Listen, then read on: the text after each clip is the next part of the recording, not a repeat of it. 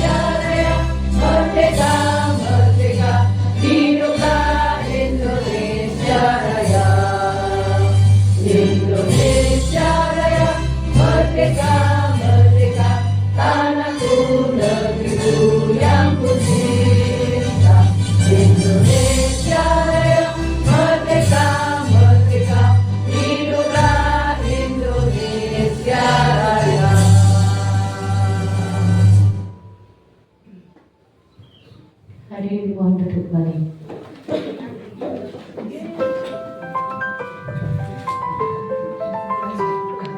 Terima kasih atas kehadiran untuk kepala sekolah yaitu tentang pertemuan PKK ini yaitu penyampaian yaitu berbagi praktik baik budaya positif nanti yang akan kita sampaikan kepada narasumber kita yaitu Bunda Eva Jumala SPD. Waktu kami persilakan.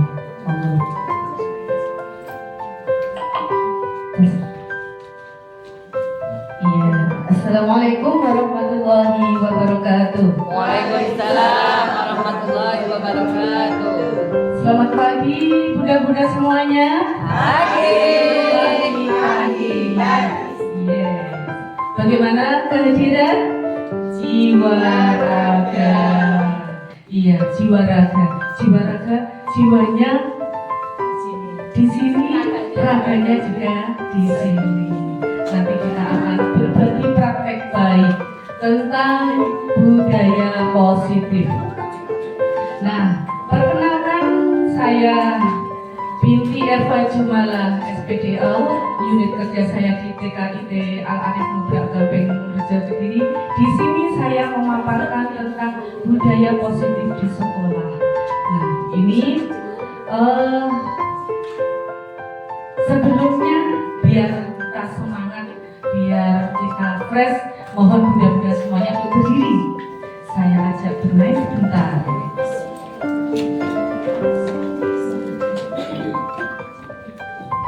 Iya, ikuti saya ya. Tepuk semangat. Dan ding ding, dung dung dung, dang dang dang, ding ding ding, dung dung dung, ser, aha aha ma, aha aha nyar, aha aha semangat. Ulang lagi ya, satu kali lagi. Tetap semangat, dang dang dang, ding ding ding, dung dung dung, dang dang dang, ding ding ding, dung dung dung, ser, aha aha ma, aha aha nyar, aha aha semangat. Semangat semuanya. Guru-guru PAUD itu harus semangat. Silakan duduk kembali. Iya, tetap harus semangat. Kita itu mendidik anak. Ibaratnya sebagai petani. Seperti filosofi Ki Hajar Dewantara, kita itu ibaratnya petani yang memberi anak-anak itu biar tumbuh sesuai kodratnya. Kita pupuk, kita siram, apalagi enggak. Biar tanaman yang hidup itu disiram, dipupuk, terus disiangi biar tumbuh. Nah, di sini mari kita bersama-sama tenangkan hati dan pikiran, berdamai sejenak sama semua situasi dalam diri untuk hadir seluruhnya di sini. Nah, Bunda, menurut Bunda itu budaya positif itu apa? Budaya yang baik. Iya. Budaya yang baik yang kita tanamkan ke anak-anak. Budaya yang baik yang ditanamkan ke anak-anak. Betul. Nah, itu misalnya apa? Bisa menjawab? Ada yang bisa menjawab?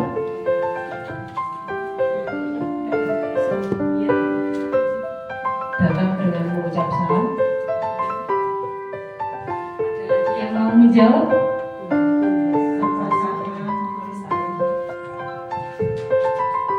Membantu membersihkan sampah-sampah. Membantu membersihkan sampah. Kemudian apa lagi? Banyak sekali budaya positif yang ada di sekolah. Tadi buang sampah, ucap salam, terus apa lagi? Selalu mengucapkan minta tolong kepada teman atau yang memberikan bantuan. Ada lagi yang menambahi? Bu Raka? Mengucapkan terima kasih apabila kita diberi sesuatu. Itu semuanya budaya positif yang ada di sekolah.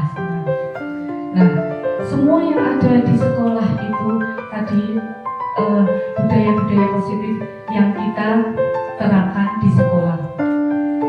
Nah, lanjut di sini saya akan memaparkan tentang budaya positif. Budaya positif di sekolah itu apa toh? Budaya positif itu adalah nilai-nilai, keyakinan dan kebiasaan di sekolah yang berpihak pada murid agar murid dapat berkembang menjadi pribadi yang kritis, penuh hormat dan bertanggung jawab.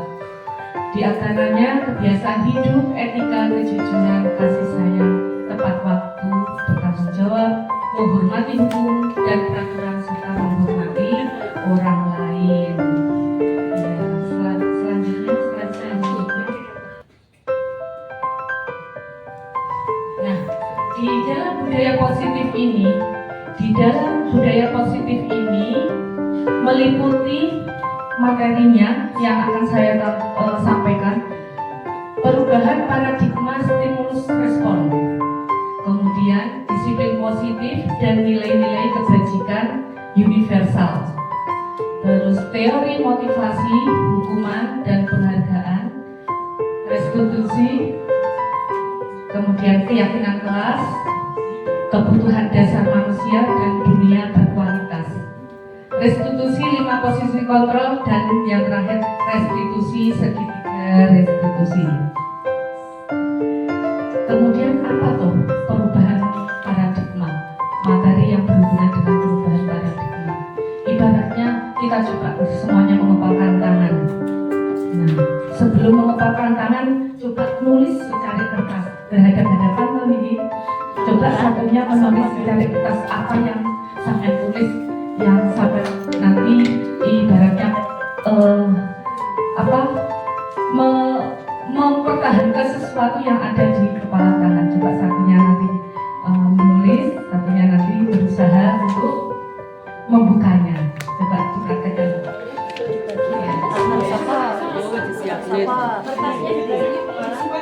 Kertasnya ya bisa dibagi. Yang satunya menulis, yang satunya apa? menggambar. Bumi pindahan nih, Bumi Nah, pindahan nih kalau Bika. Kepal mengepal. tulis yang ringan saja, yang ringan saja menurut dengan contohnya. Kita seperti menyembunyikan sesuatu tuh, apa yang di rahasia kita. Misalkan rahasia kita. Aku suka bangun siang, itu kan rahasia kita. Terus apalagi ibaratnya rahasia kita genggam. Ya aku suka uang kita genggam. Itu bagaimana bisa terlepas? Bisa dimulai. Nah, kita ajak bermain dengan bermain. Di sini kegiatan kepalang tangan ada Anda dan teman Anda, 2 orang. Saya menginginkan 2 orang. Yang satu tadi meremaslah kertas yang ada di pinggangan jenengan teman. Kemudian yang satunya dengan sekuat tenaga mencoba untuk membukanya. Bagaimana reaksinya? Apa yang terjadi? Silakan. Penasaran. Bisa juga nanti usahanya jenengan ya, mulai bisa menghardi, membujuk, meraih, menyuap. Nanti semuanya mulai mudah. Bisa dimulai? Ya. Kelihatan seru sekali ini kegiatannya ya. Oke, dimulai. 1, 2, 3. Coba usaha semaksimal mungkin. Iya. Yang sudah berhasil silakan ke sini.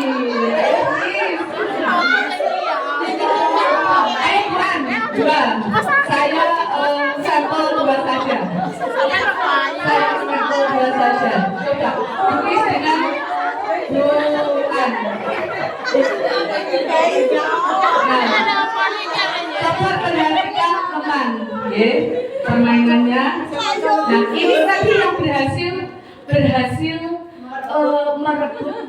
Nah, ini untuk merubah paradigma genggaman tangan ya. Ini ibaratnya kita itu untuk merubah sesuatu itu kan perlu perjuangan, betul apa tidak? Ya.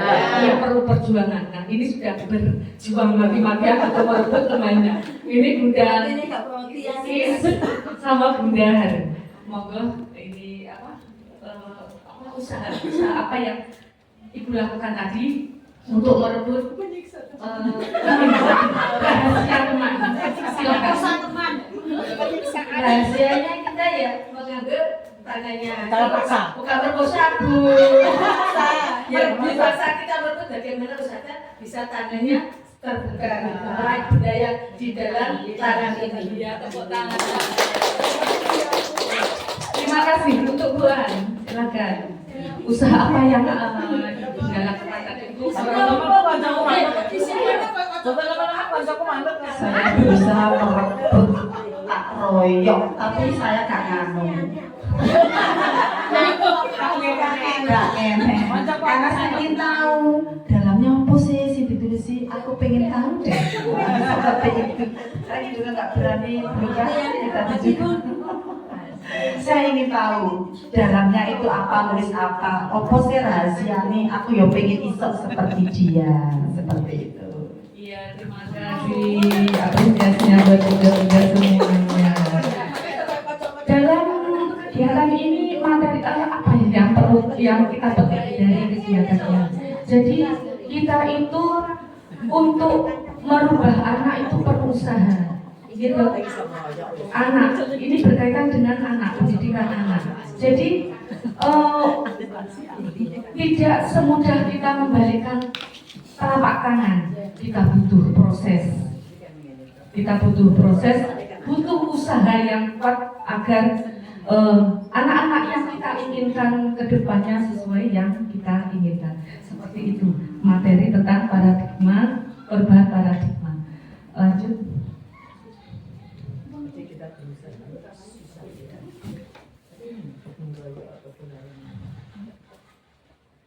Nah, di sini apa yang perlu kita lakukan untuk memiliki kontrol tersebut? Di antaranya stimulus respon. Stimulus respon ini di antaranya kita mencoba mengubah orang agar berpandangan sama dengan kita. Bisakah? Nah, perilaku buruk dilihat sebagai suatu kesalahan. Orang lain bisa mengontrol saya bisa mengontrol orang lain. Pemaksaan ada pada saat bujukan gagal, model berpikirnya menang kalah. Kemudian teori kontrolnya untuk mengontrol, kita berusaha memahami pandangan orang lain tentang dunia. Semua perilaku itu memiliki tujuan. Hanya Anda sendiri yang bisa mengontrol diri Anda. Anda tidak bisa mengontrol orang lain. Kolaborasi konsensus menciptakan pilihan-pilihan baru, model berpikir menang-menang. Kalau stimulus responnya model berpikirnya menang kalah, teori kontrolnya model berpikirnya menang-menang. Ini perbedaan antara stimulus kontrol dengan teori kontrol. Tadi berhubungan dengan kepalan tangan, gitu. Kemudian ini selanjutnya mengenai disiplin positif. Disiplin positif menurut teori kontrol, teori pilihan Dr. William Glasser. Nah, ini diantaranya Anda tidak bisa mengontrol orang lain, hanya Anda yang bisa mengontrol diri Anda. Nah, ini berkelanjutan. Nah, terdapat makna disiplin belajar kontrol diri dengan menggali potensi kita agar tercapai tujuan mulia, yaitu sesuatu yang seseorang kita inginkan berdasarkan nilai yang kita inginkan. Kemudian teori kontrol selanjutnya, semua perilaku memiliki tujuan. Tujuan apa? Teori motivasi. Di antaranya untuk menghindari hukuman, untuk mendapatkan imbalan, untuk menghargai diri sendiri, nilai-nilai kebijakan universal sehingga timbulnya keyakinan kelas. Kemudian lanjut model berpikir menang-menang tadi, kolaborasi dan konsensus menciptakan pilihan-pilihan baru. Nah, itu terdapat 5 posisi kontrol. 5 posisi kontrol itu diantaranya 1 sebagai penghukum, 2 pembuat rasa bersalah, 3 sebagai teman, 4 sebagai pemantau, dan yang terakhir sebagai manajer.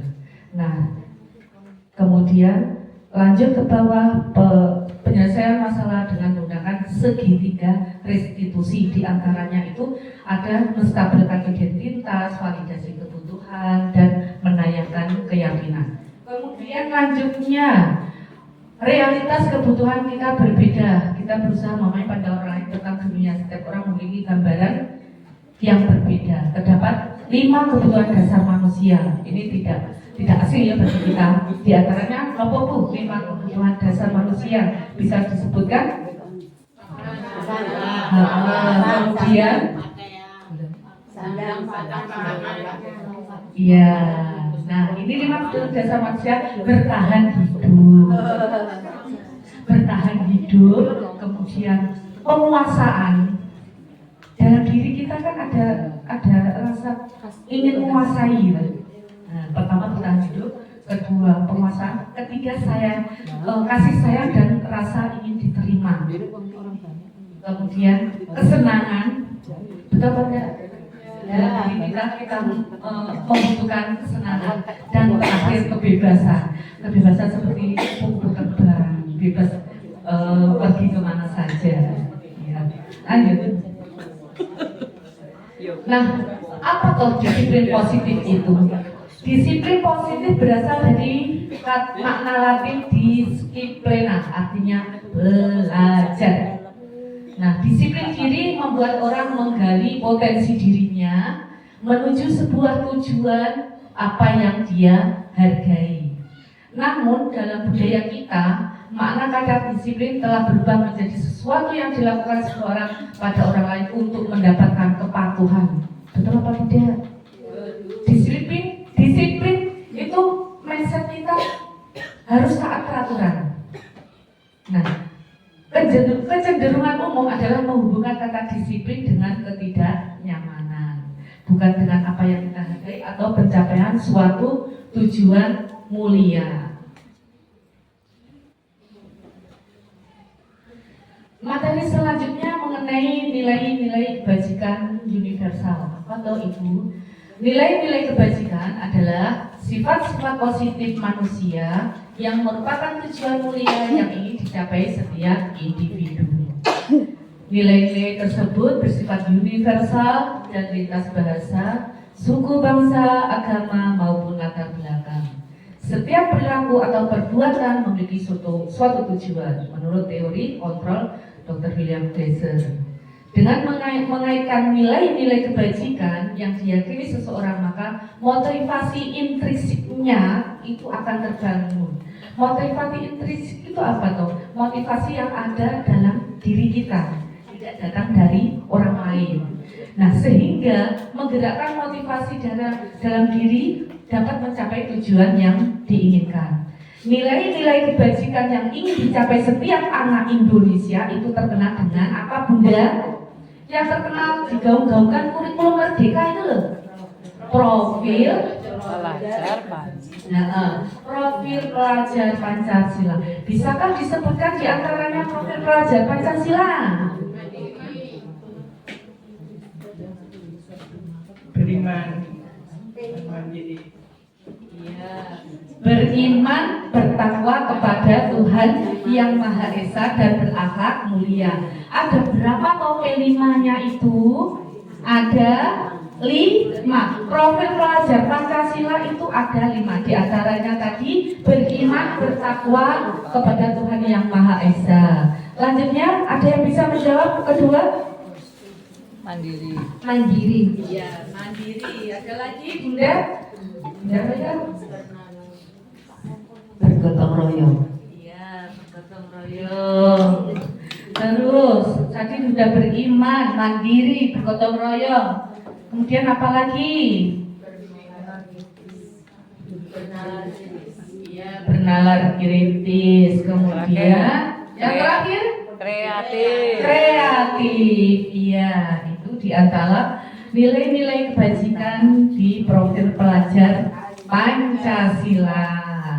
Ya, yang yang kita laksanakan sudah kita laksanakan. Selanjutnya mengenai teori motivasi perilaku manusia. Motivasi eksternal itu untuk menghindari ketidaknyamanan hukuman. Misalnya apa loh yang akan terjadi apabila saya tidak melakukannya. Kemudian untuk mendapatkan imbalan dari orang lain, apa yang akan saya dapatkan apabila saya melakukannya. Contohnya mungkin bisa dibantu menurut bunda-bunda semuanya itu dari motivasi eksternal. Ini kan untuk mendapatkan apa yang saya inginkan kan ada yang mengasih imbalan.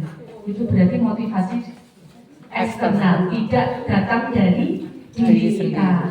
Jadi dia membutuhkan imbalan. Ada lagi contoh yang bisa mencontohkan? Taati aturan Karena takut kalau misalkan dia tidak taat dia dihukum.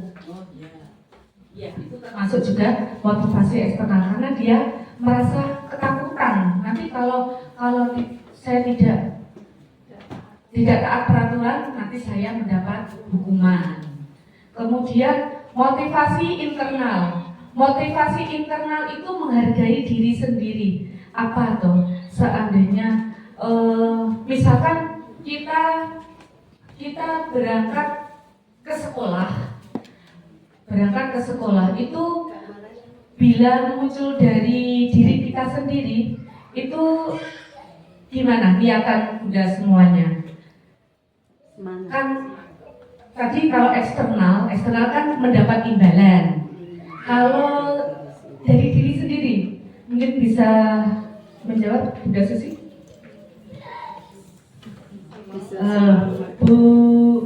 Bunda Bunda siapa ya? Kenalan dulu.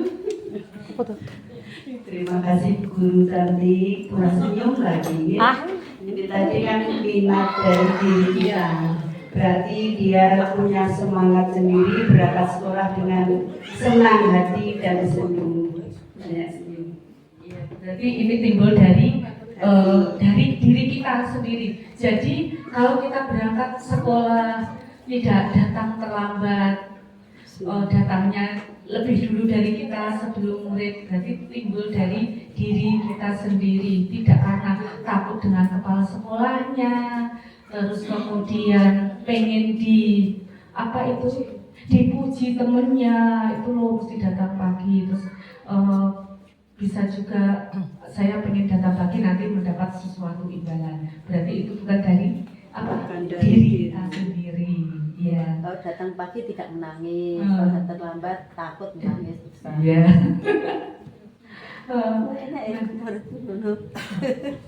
Iya, bermacam-macam karakter untuk anak maupun teman guru kita. Di dalam budaya positif itu kita mencakup semuanya, Bunda. Ya, mulai murid, mulai guru yang ada di lingkup sekolah. Kemudian, nah ini menarik sekali ini materi tentang dihukum oleh penghargaan. Apa terbesit dari jenengan dihukum oleh penghargaan? Ini berakibat pengaruh jangka pendek dan jangka panjang. Penghargaan menghukum, penghargaan mengurangi ketepatan, penghargaan tidak efektif, dan penghargaan merusak hubungan. Di antaranya pengaruh jangka pendek dan jangka panjang menurut Bunda-Bunda semuanya apa? Dihukum oleh penghargaan. Terbesit di pikiran jenengan itu apa? Kalau misalkan kalau anak TK kan biasanya pinter. Kalau misalkan nanti dia tidak melakukan seperti itu, misalkan tidak diberi penghargaan sama guru, dia kembali ke perilaku awal, tidak semangat. Masuk ke kategori yang mana? Menurut Pengaruh jangka pendek dan jangka panjang. penghargaan mengurangi ketepatan. Iya, penghargaan tidak Efektif. iya. Terus kalau penghargaan menghukum, apa yang terbesit dari benak jenengan? Penghargaan menghukum. Yang terdekat aja dengan lingkup kita. Yang kalau di kurikulum merdeka ini tidak ada, itu digeser, dihilangkan. Apa? Ranking. Betul kan tidak? Ranking itu bagi yang mendapat ranking senang apa enggak? Senang. Yang tidak mendapat ranking gimana perasaannya? Sedih. Kecewa. Nah, berarti secara nggak langsung kita juga sebagai penghukum. Penghargaan bagi mereka yang mendapat ranking prestasi. Menghukum berarti bagi mereka yang tidak mendapat ranking. Rankingnya 1 sampai 30 ditanya, ranking berapa? Sambil menundukkan kepala, mau bilang biasanya kan mesti takut. Kalau 1, 2, 3 bangga, ataupun 1 sampai 10 besar masih merasa bangga. Tapi saat posisi dia tahunya rankingnya 20 atau 30, gimana reaksinya? Sedih. Nah, sedih. Nah, itu termasuk penghargaan menghukum. Jadi kita itu sebenarnya itu beda tipis antara menghukum dan memberi penghargaan. Saya sebelumnya untuk memotivasi anak itu biar melakukan apa yang kita inginkan, itu kita kasih apa? Penghargaan. Tapi dengan lambat seiring waktu ternyata kan dia membutuhkan penghargaan. Dia untuk melakukannya, kalau nggak dapat penghargaan, mau nggak dia untuk melakukannya?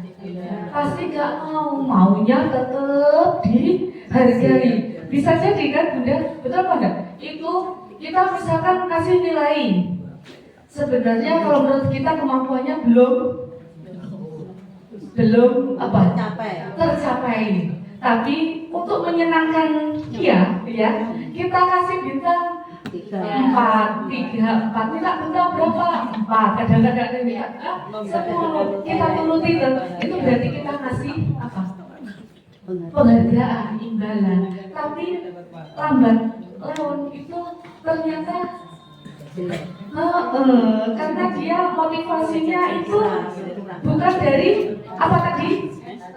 Dari prestasi. Dari internal, keluarnya dari eksternal karena dia menginginkan imbalan. Nah, ya kan? Nah, itu ya masalah hukum oleh penghargaan. Jadi mari kita berubah kembali ke paradigma tadi, perubahan paradigma yang tadi kan kita sudah berusaha untuk mengurai satu persatu dengan berbagai cara, dengan berbagai trik. Nah, itu lanjut. Nah, ini saya tanya bunda-bunda semuanya, menarik juga. Ini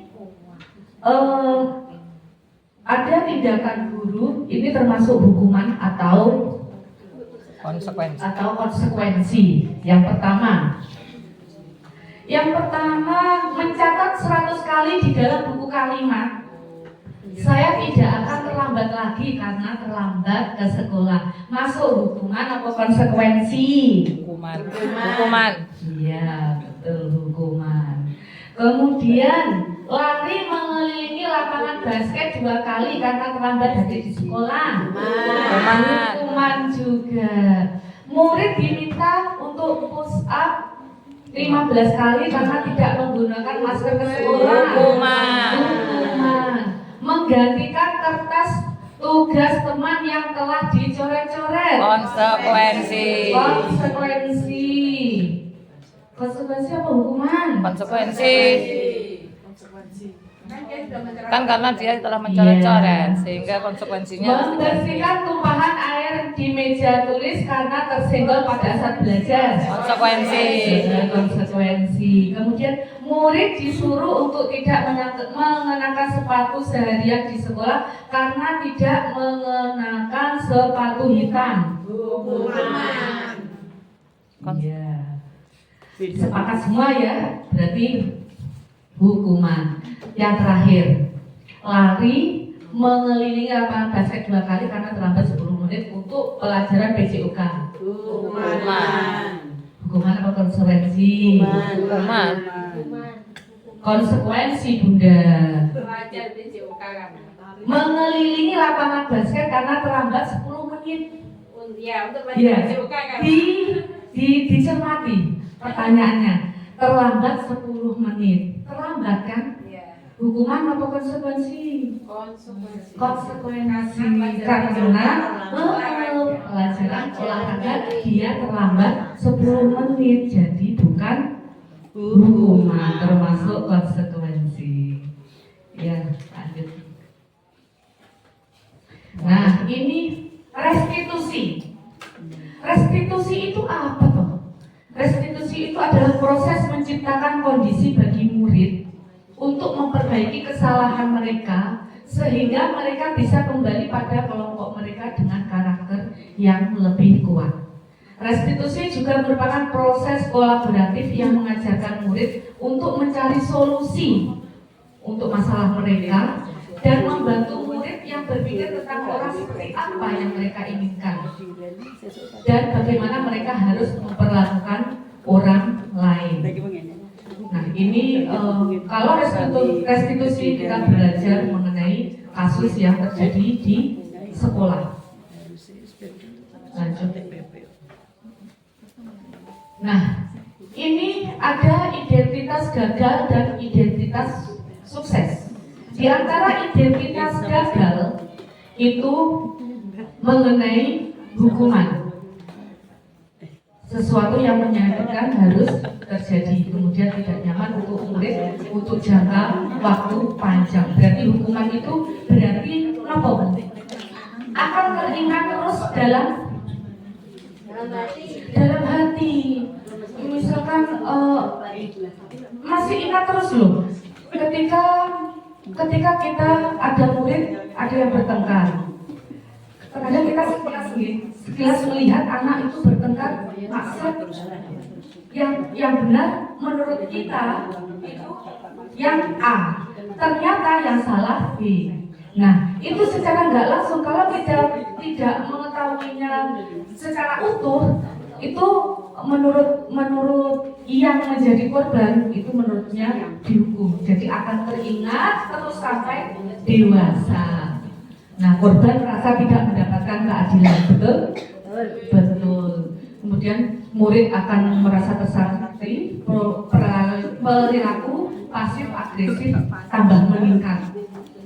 Kan karena dia sudah merasa dihukum, tambah aku sudah didoktrin Bu Guru salah. Jadi dia tetap tambah agresif, Terus kemudian,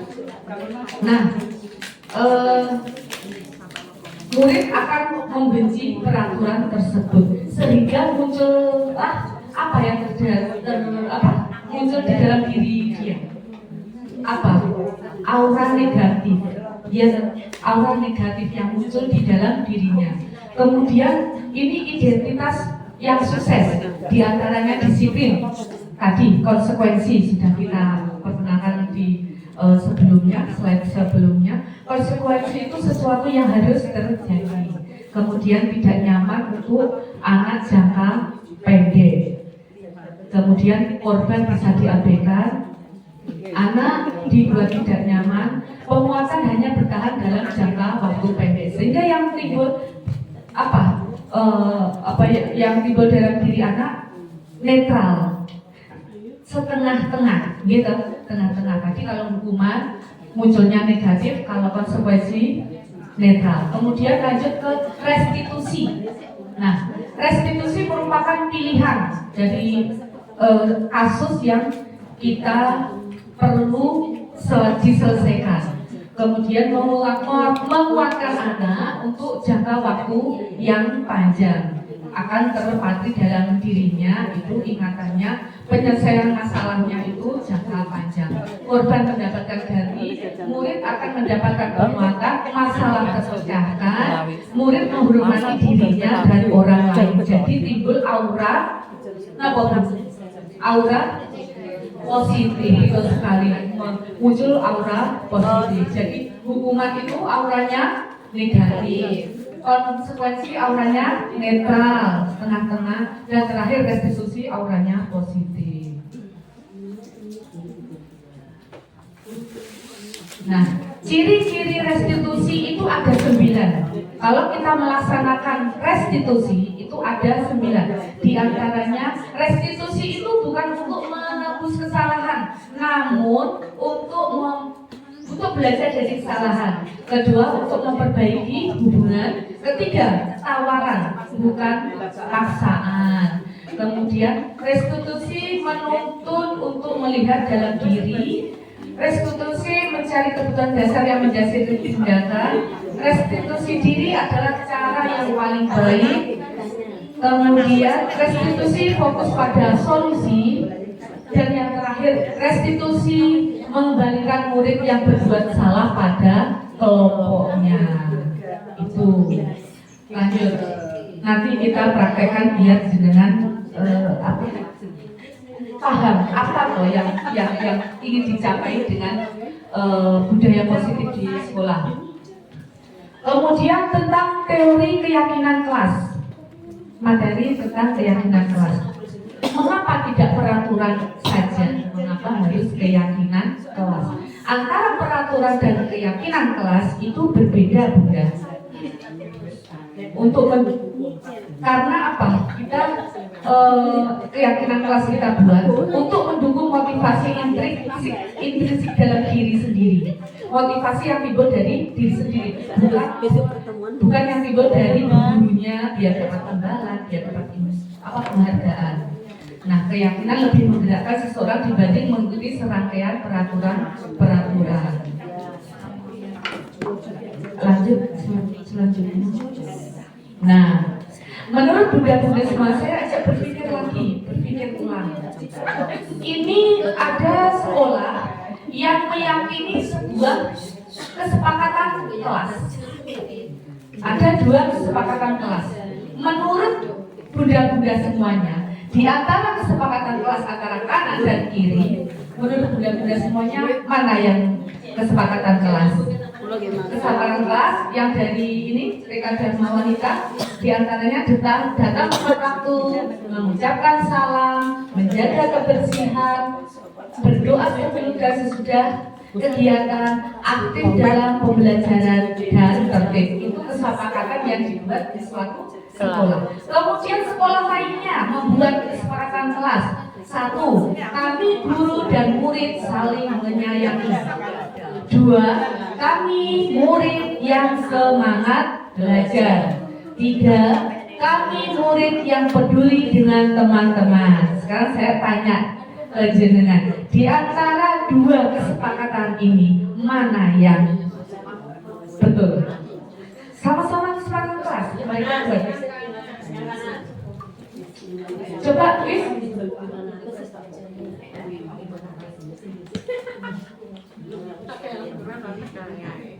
Kenapa pilih anak? Kalau dilihat dari kata-katanya, kalau datang tepat waktu mengucap salam itu lebih ke perintah menurut saya. Kalau yang itu kelihatannya lebih kesepakatan antara perjanjian antara semua anggota kelas gitu. Iya. Menurut versi Bunda Is, ada yang lain yang mau menanggapi? Dua kesepakatan kelas mana yang masuk kesepakatan kelas? Ini ada peraturan, ada kata-kata yang masuk peraturan dan ada yang masuk kesepakatan kelas. Ada yang bisa menambahi? Kalau yang sebelah kiri, saya rasa itu peraturan. Kalau kesepakatan itu yang sebelah kanan. Kalau peraturan biasanya anak-anak kadang itu melanggar, tapi kalau merasa disayang, dia itu lebih efektif akan ke peraturan karena merasa disayang. Kesepakatan itu. Terima kasih atas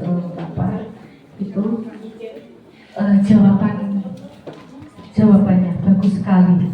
Berarti sepakat ya Bunda-Bunda, yang sebelah kiri berarti peraturan, yang sebelah kesepakatan kelas. Berarti Bunda sudah mulai terbuka ya pemikirannya. Jadi bisa membedakan antara peraturan kelas dan kesepakatan kelas.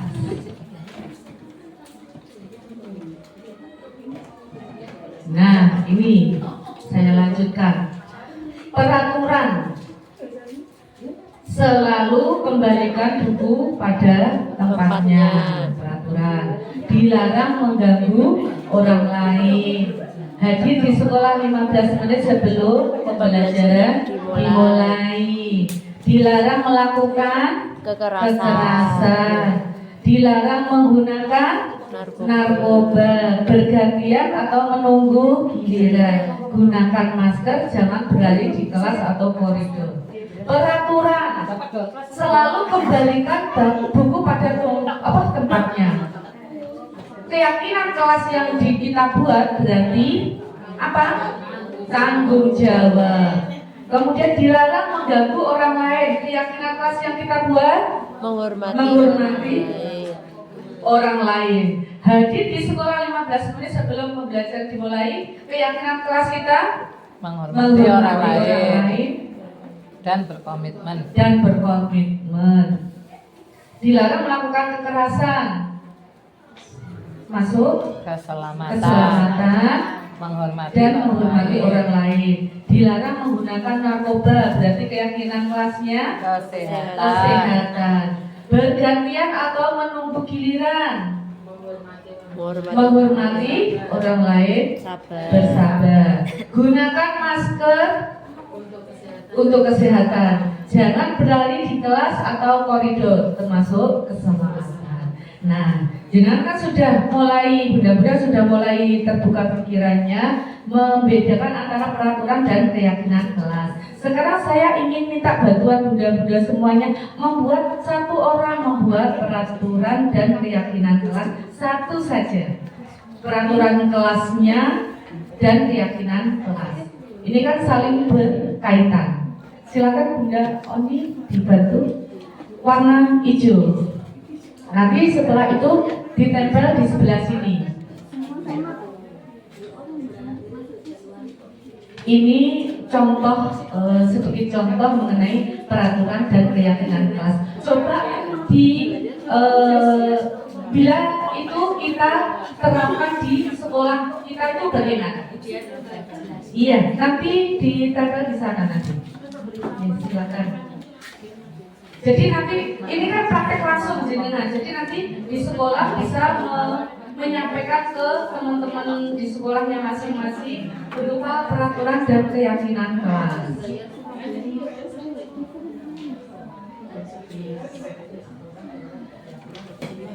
Jadi peraturan ini kan.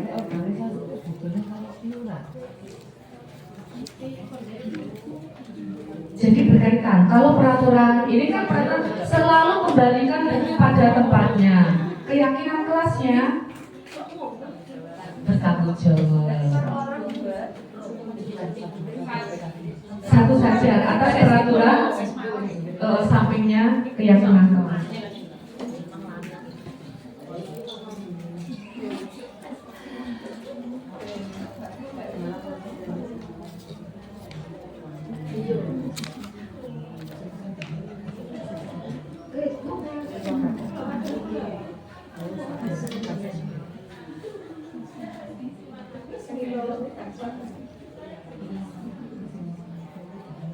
Sudah selesai, silakan ditempel. Ya, silakan ditempel.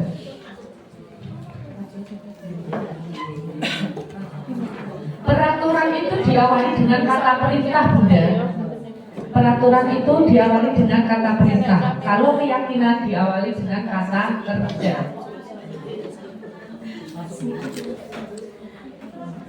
Buanglah sampah pada tempatnya. Itu berarti perintah. Keyakinan kelasnya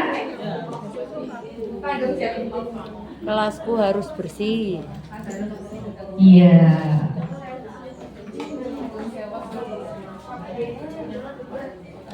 Membuang sampah supaya bersih. Itu keyakinan kelasnya.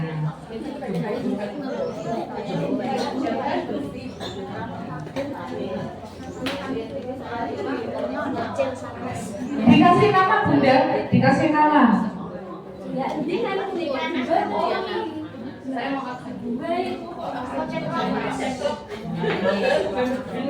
Satu kertas diisi peraturan dan keyakinan kelas.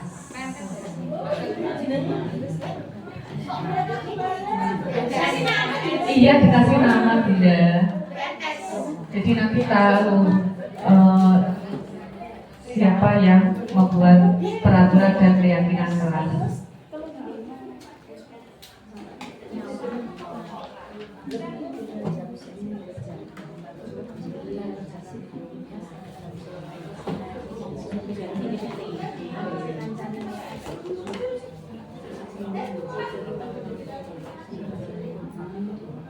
Iya, saya ulangi lagi. Kalau peraturan itu diawali dengan kata perintah, kalau keyakinan kelas diawali dengan kata kerja. Waiting for connection.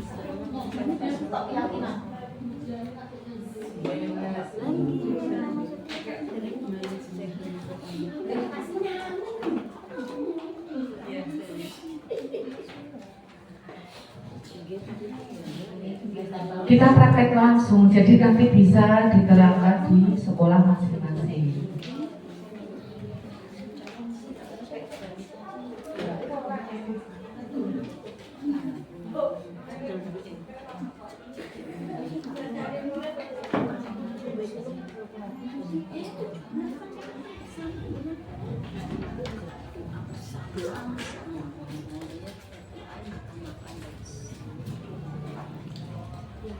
Ya.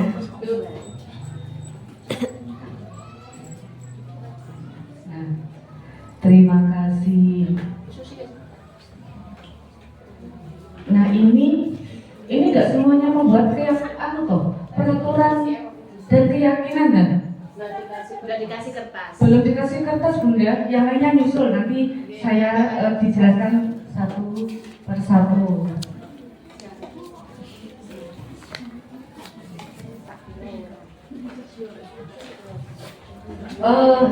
Coba ini membuat apa tadi peraturan dan keyakinan. Peraturannya apa, keyakinannya apa? Jadi saya peraturan yaitu buanglah sampah pada tempatnya. Keyakinan itu tanggung jawab supaya kelas itu tetap bersih. Tepuk tangan. Iya. Sekarang, ayo Is, tadi apa? Oh sama. Enggak sama. Enggak sama. Coba disampaikan. Yang milik saya tadi untuk peraturan kelas, dilarang makan di saat belajar. Untuk keyakinan kelas menghormati orang lain. Kenapa? Karena temannya sedang belajar kok yang lain makan, tidak menghormati. Mungkin seperti itu. Terima kasih. Iya, ini tadi di antara peraturan dan keyakinan kelas. Nanti bisa dipraktekkan di sekolah masing-masing ya, Bunda ya. Iya. Lanjut. Insya Allah. Tetap harus semangat. Nah, kebutuhan dasar manusia ada 5. Bertahan hidup, tadi sudah saya sampaikan. Penguasaan, kasih sayang dan rasa diterima, kebebasan dan kesenangan. Kebebasan seperti kupu-kupu yang terbang tinggi bebas. Nah, 5 posisi kontrol. Kita sebagai satu penghukum, pembuat rasa bersalah, sebagai teman, pemantau, manajer. Hati-hati untuk menyelesaikan masalah terhadap kita sebagai penghukum. Terus ada kata-kata yang membuat anak tersebut merasa bersalah sekali. Kemudian sebagai teman, bagaimana untuk menyelesaikan masalah yang mereka buat, kita untuk menyelesaikan masalah tersebut, kita bicaranya sebagai teman, kemudian sebagai pemantau, dan terakhir sebagai manajer. Lanjut. Nah, ada 5 posisi kontrol. Nah, ini identitas gagal. Identitas gagal termasuk penghukum dan membuat rasa bersalah. Kemudian sebagai identitas berhasil sukses diantaranya sebagai teman, pemantau, manajer. Nah, ini sebagai penghukum akan saya bacakan satu. Menghardik, menyakiti, menyindir itu sebagai penghukum. Kemudian membuat rasa bersalah. Seharusnya ibu kecewa loh, kamu melakukan ini, berarti membuat anak itu bersalah. Kemudian kalau kita sebagai teman, murid itu dia mengungkapkan alasan-alasan kenapa dia melakukannya. Nah itu sebagai penghitung. Nah kita sebagai pemantau, berarti kita ke anak itu apa peraturannya, kita kembalikan ke anak apa peraturan yang kemarin kita buat. Yang terakhir, apa yang kita yakini sebagai manajer, apa yang kita yakini yang bisa kita lakukan untuk memperbaiki masalah yang kita timbulkan. Itu 5 posisi kontrol. Kemudian segitiga restitusi tadi dari awal sudah saya sampaikan. Segitiga restitusi restitusi adalah pendekatan disiplin positif yang membantu individu belajar dari kesalahan mereka dan memperbarui situasi dengan cara yang konstruktif. Lanjut. Nah, ini dalam segitiga restitusi yang kita lakukan untuk menyelesaikan masalah. Yang pertama itu kita stabilkan identitas. Contoh perkataan untuk menstabilkan identitas yang melakukan kesalahan itu, setiap orang itu pasti pernah melakukan kesalahan itu. Terus kemudian validasi kebutuhan. Kenapa toh kamu melakukan hal itu? Yang terakhir kita menanyakan keyakinan. Nilai-nilai apa yang kita sepakati bersama? Nah, itu untuk menyelesaikan masalah memakai segitiga restitusi. Nah, ini skenario yang ada di sebuah kasus yang ada di TK Lembaga Syariah. Ini Audi adalah murid kelompok B2 di sekolah PKIT Al-Arif Ngebrak Gabenrejo Kediri. Pada saat kegiatan sholat berjamaah, Audi tidak mau melaksanakan sholat berjamaah, sehingga teman-temannya tidak mau bersanding dengan Audi. Ketika istirahat, saya memanggil Audi untuk menanyakan permasalahan tersebut. Bu Guru, halo Audi, apa kamu baik-baik saja hari ini? Audi menjawab, kabar saya baik Bu Guru. Tadi itu lihat Audi tidak memakai mukena. Kenapa nak? Kan sudah dibawakan mama dari rumah. Mengapa kamu tidak sholat? Audi menjawab, Audi takut jilbabnya nanti rusak kalau dipakai mukena. Bu Guru kan bisa bantu memakaikan jilbabnya lagi. Audi hanya menjawab geleng-geleng saja dengan lirik tidak mau mengungkapkan intinya tadi jilbabnya berantakan gitu loh. Nah, terus kemudian Bu Guru memberi solusi, memberi keyakinan, mengingatkan tentang keyakinan kelasnya.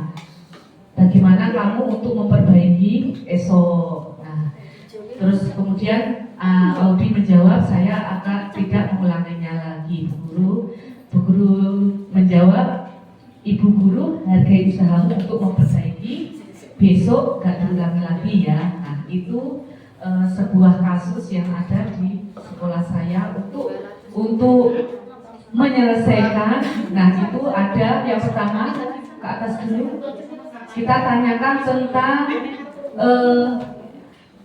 identitas, kita cari apa toh permasalahannya, kemudian kita validasi tindakan yang salah, mengapa kamu tidak sholat. Yang terakhir menanyakan keyakinan sekolah kita seperti apa. Nah, itu dari skenario yang terjadi. Sekarang kita akan melihat video sebentar, video yang berupa penyelesaian dengan segitiga restitusi. Nah, ini tolong diperhatikan, dicermati, bisa dipraktekkan di lembaga masing-masing.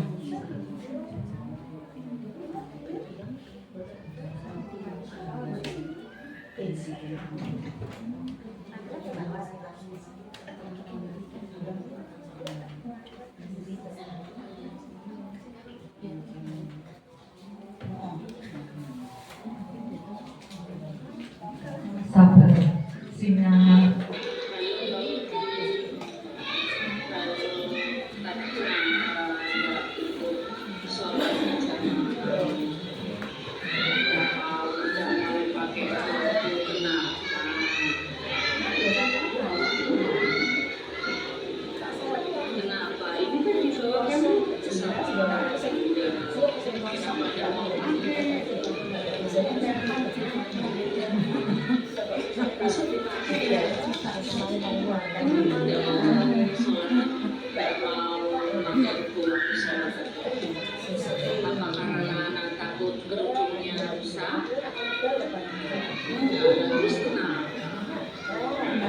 Volumenya bisa dikeraskan.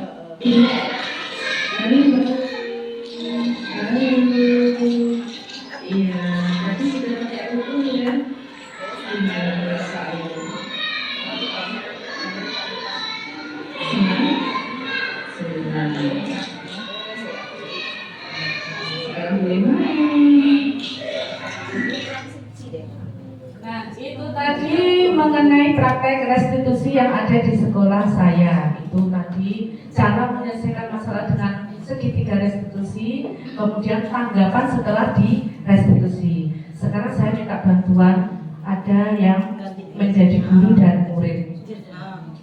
Gurunya ini permasalahannya, temennya ini suka mengejek teman satunya karena mendapat nilai yang jelek.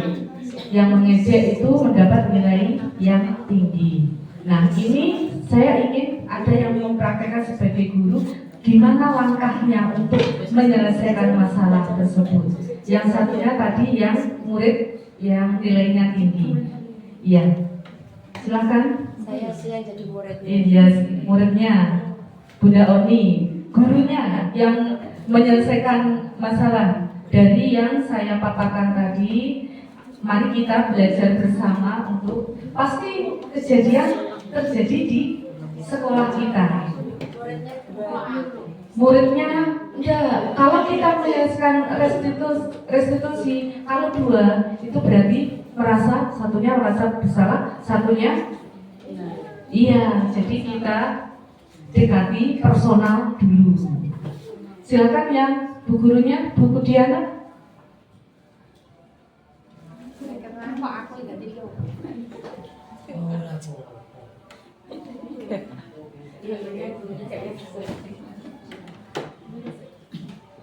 Dengan contoh ini, saya pernah dari tadi BJ dari awal terus kemudian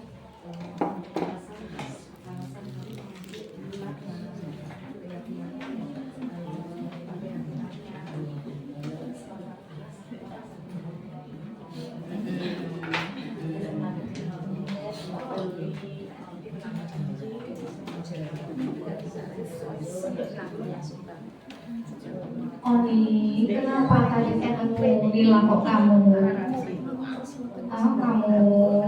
bully, kamu ejek? Emang dia nilainya jelek, aku kan bagus. Yo, kasihan lo, nggak boleh seperti itu ya sayang ya. Oni tahu nggak kesepakatan kelas kita? Kalau misalkan ada temannya yang nilainya jelek, boleh nggak dihina? Nggak boleh.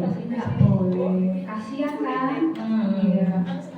Kira-kira Oni apa ya yang harus dilakukan biar temannya nggak sedih lagi? Ya udah deh, aku minta maaf. Oh iya, minta maaf. Ya besok hari ini mau minta maaf sama temannya? Mau Mau, iya. Sendiri apa diantar? diantar ya? Oh diantar. Gak berani sendiri? Nggak berani.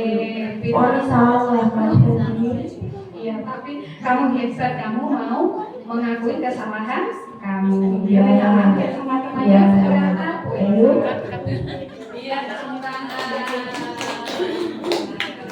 Berarti iya, hampir betul. Iya. Jadi nanti kita perbaiki di sekolah masing-masing juga guys, sepakat?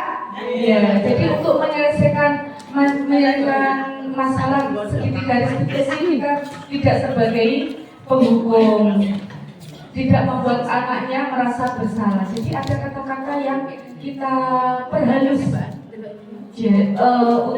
untuk menyelesaikan masalah yang terjadi di sekitar kita. Nah, dari sini ada pertanyaan, Bunda? Ada pertanyaan? Sudah jelas? Alhamdulillah. Ya. Lanjut yang terakhir. Masih semangat? Masih. Tadi iya, tugas kelompoknya sudah kita lakukan di tengah-tengah kita. Iya, terima kasih buat bunda-bunda semuanya, bunda-bunda hebat. Mari kita bergerak dan menggerakkan. Dari saya cukup sekian, kurang lebihnya mohon maaf apabila dalam pemaparan materi tadi kurang jelas. Nanti bisa ditanyakan lewat WA atau atau ke saya langsung. Terima kasih dari saya. Wassalamualaikum warahmatullahi wabarakatuh. Aplaus untuk demikian materi demi materi telah disampaikan pada Bunda Mala. Semoga ilmu yang ditularkan ke kita bermanfaat bagi lembaga kita. Amin. Marilah acara ini kita tutup dengan bacaan hamdalah. Alhamdulillah. Sekian dulu dari saya. Mungkin ada salah kata atau perkataan saya mohon maaf yang sebesar-besarnya. Assalamualaikum warahmatullahi wabarakatuh.